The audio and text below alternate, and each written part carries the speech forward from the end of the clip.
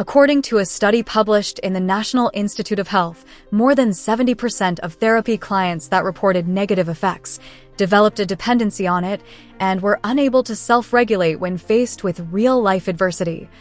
57% of them did not even understand the treatment.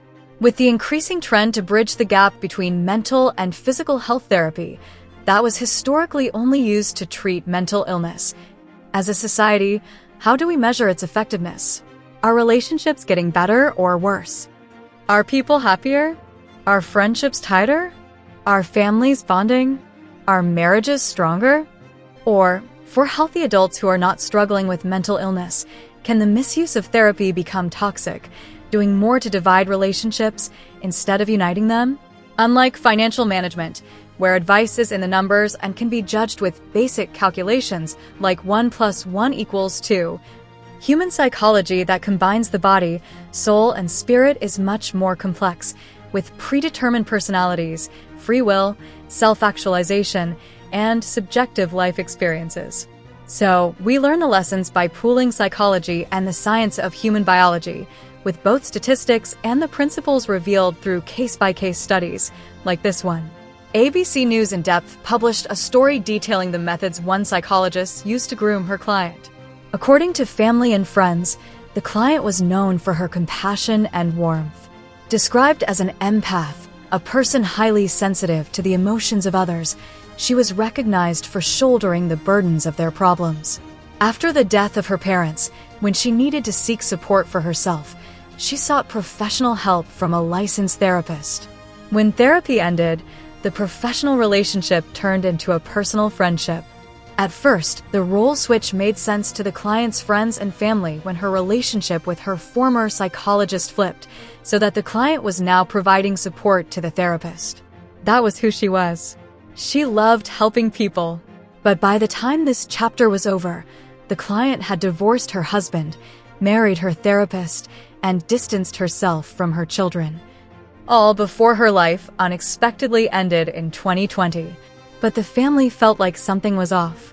According to the report, a private investigator was hired to research the psychologists and discovered a web of lies.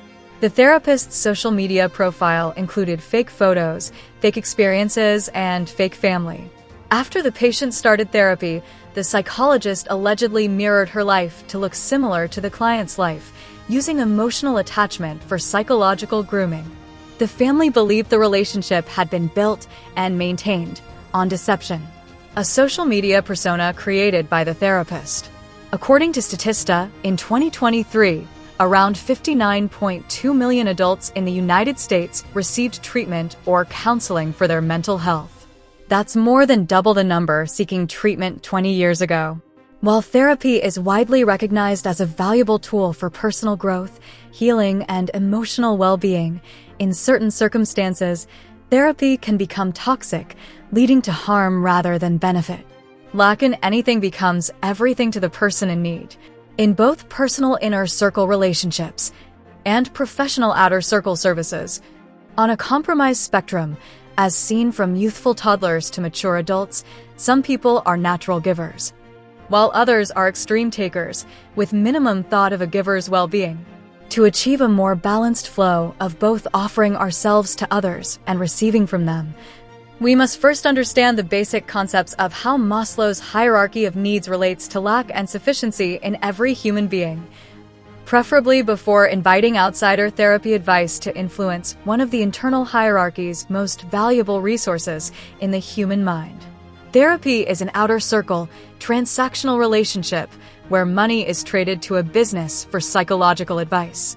It does not replace our responsibility to self-protect the body, soul, and spirit from community harm. Here are 7 red flags to help identify when therapy may be toxic. Red flag number 1. Blurred marketing boundaries. Your first line of defense against toxic therapy is drawn when you choose a therapist on the front end. The one thing many people never understood about the person with the microphone is that every word they speak often reveals little pieces of who they are. Now that we live in the age of social media, everyone with a profile has a mic, so their posted words, photos, and behavior can quietly build a bigger branding picture of who they are and what products they are offering to the public. So when your due diligence of researching the background of your therapist is done, what products or services are they really selling? Are they selling a detail-oriented professional with a history of success in individual, marriage, and family therapy? Or are they selling other things like sex appeal with close-ups of large lips, larger than normal cleavage, and a public declaration of their sexuality?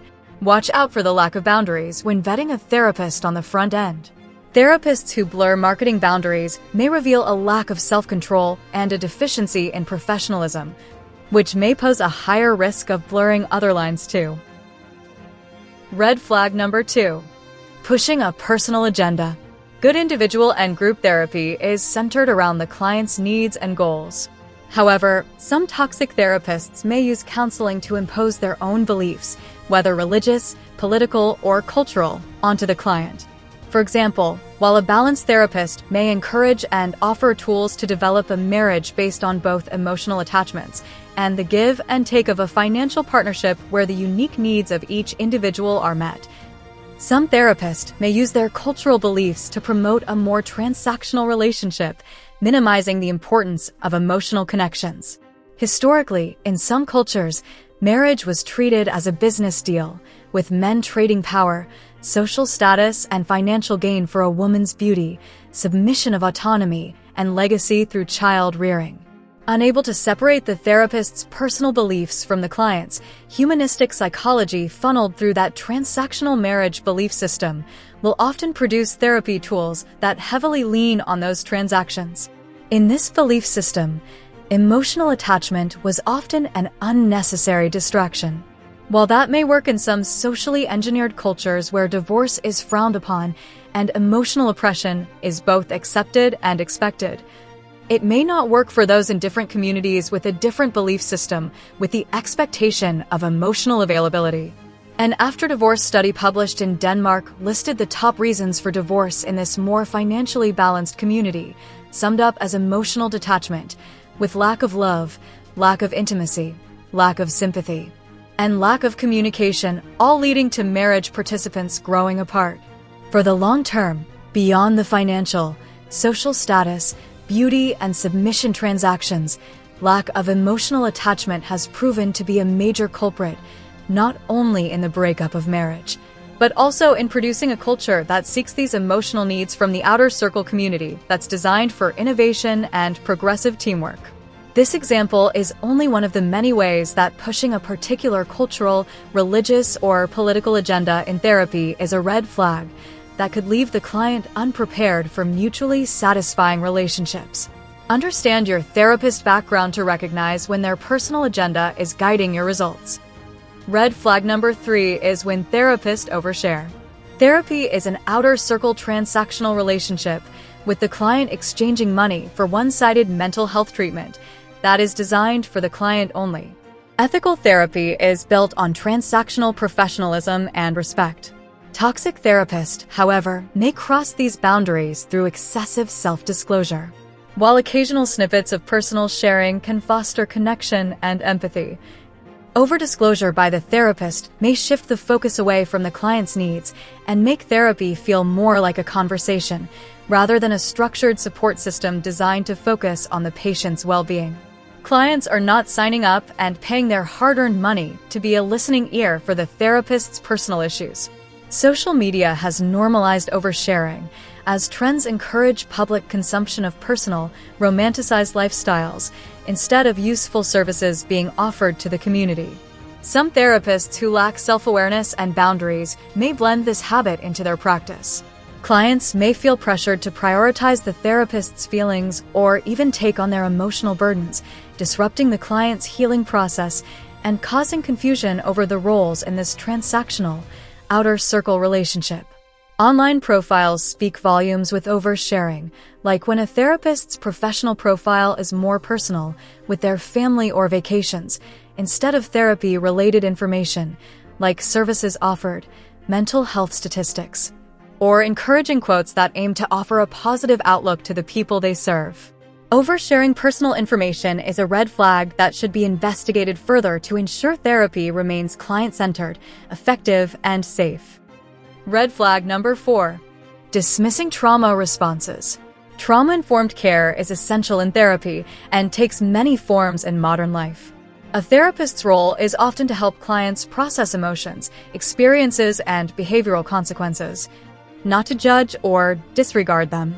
While physical trauma is heavily considered, emotional trauma caused from modern issues like gentle parenting, that's producing very soft adults who are traumatized when encountering a real world that does not coddle their feelings, may be minimized by therapists. Children raised in a belief system that catered to every little individual need, instead of a combination training that also teaches them to adapt to the needs of others, are often traumatized when the real world expects self-sufficiency. And a level of maturity is expected in their ability to use their 35,000 daily decisions to intentionally contribute to the community goals, whether in the family, at work, or in philanthropic volunteering. So everything is too hard for soft adults. Learning to be a good family member to those who have cared for you is too hard for soft adults who only expect others to support them. Learning to be a good friend is too hard for soft adults. They only sign up for the fun and disappear when problem-solving support is expected.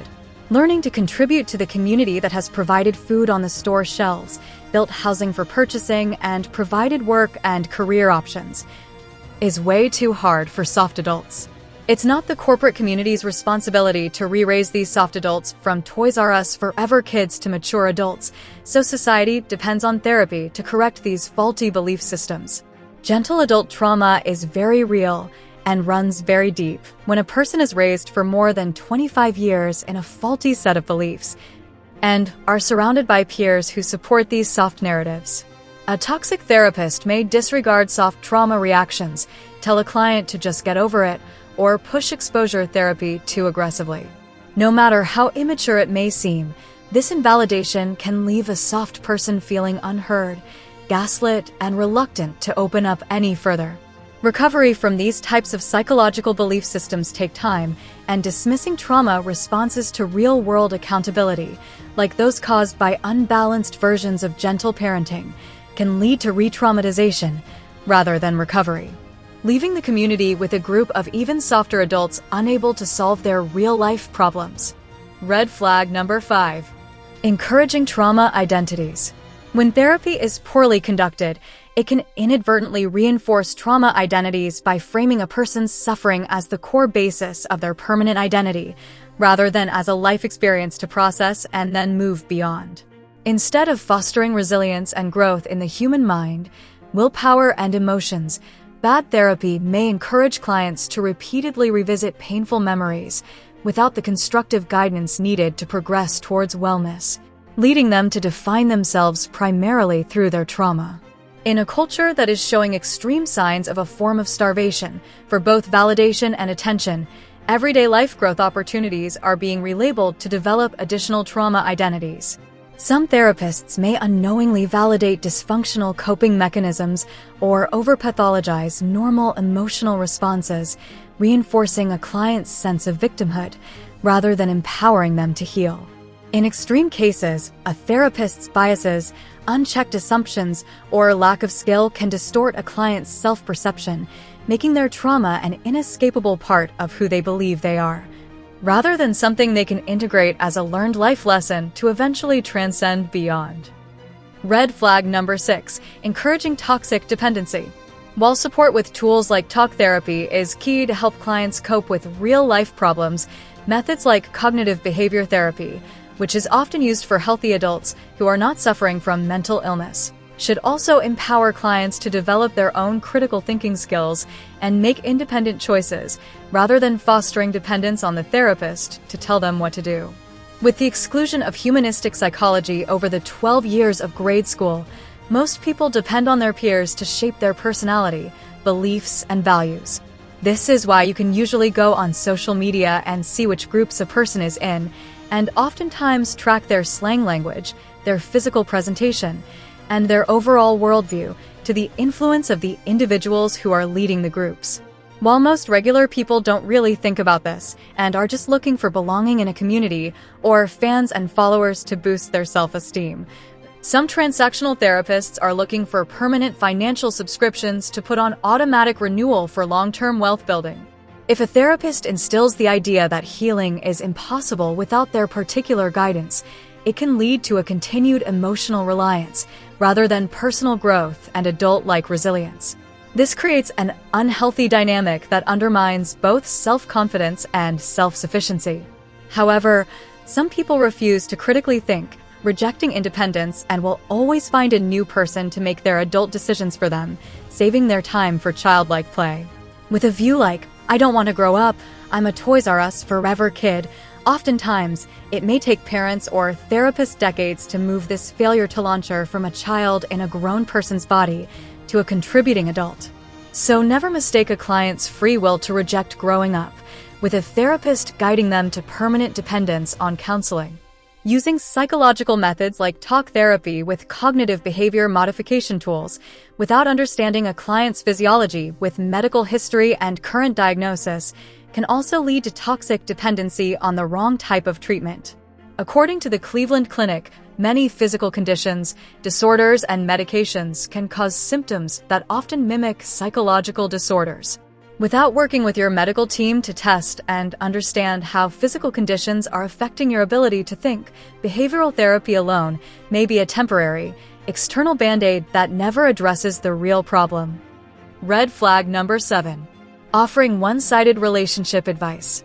When you ask a person in many adult relationships, whether romantic, family, corporate, or community connections, what's most important to them, the answers will often detail what they want to take from others. On rare occasions, the intentional goal is to nurture those around them within the inner circle attachments and the outer circle community.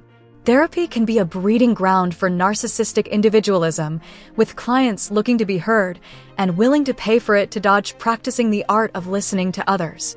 As the culture redefines family and friendship to exclude real support for others, this form of therapy is used to replace the natural talk therapy that used to exist in inner circle bonds.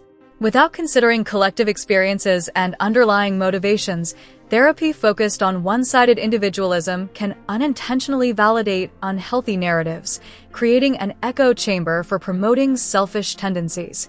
That deepens collective conflicts rather than healing them. This kind of advice may also strip clients of personal accountability, leading them to perceive themselves as victims rather than active participants in their relationships.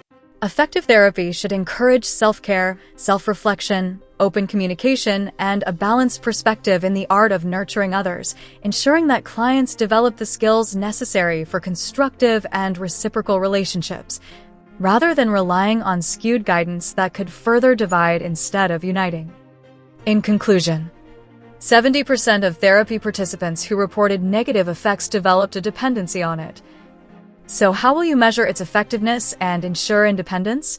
When choosing a therapist, be sure to first understand your personal mental health goals, the different types of therapy, and the level of maturity, professional experience, and educational qualifications of the therapist. As artificial intelligence is increasingly used in analytics software, healthcare practices may have the ability to predict how much revenue each individual client can bring into the practice, and may base your quality of care on profitability. It's very important for the public to do your due diligence, and remember that therapy is an outer circle transactional relationship where money is being exchanged for psychological support. So protect yourself and your relationships against any toxic identity advice, grooming, personal agendas, and oversharing. The human mind is the most valuable resource we have, and your chosen counselor should be mature enough to maintain professional boundaries in both public profiles as well as in private sessions, while providing a safe space focused on measurable client healing and self-growth outcomes. Therapy should empower you with the tools needed to develop better relationships, first with self-control over your internal soul's mind, willpower and emotions, and then in your external relationships with others. And one step at a time, a more balanced me becomes a stronger community of we. Subscribe, like, and click the notification icon to explore the commonalities of our humanity with us. One topic at a time, from the inside out. Welcome to Circles of You.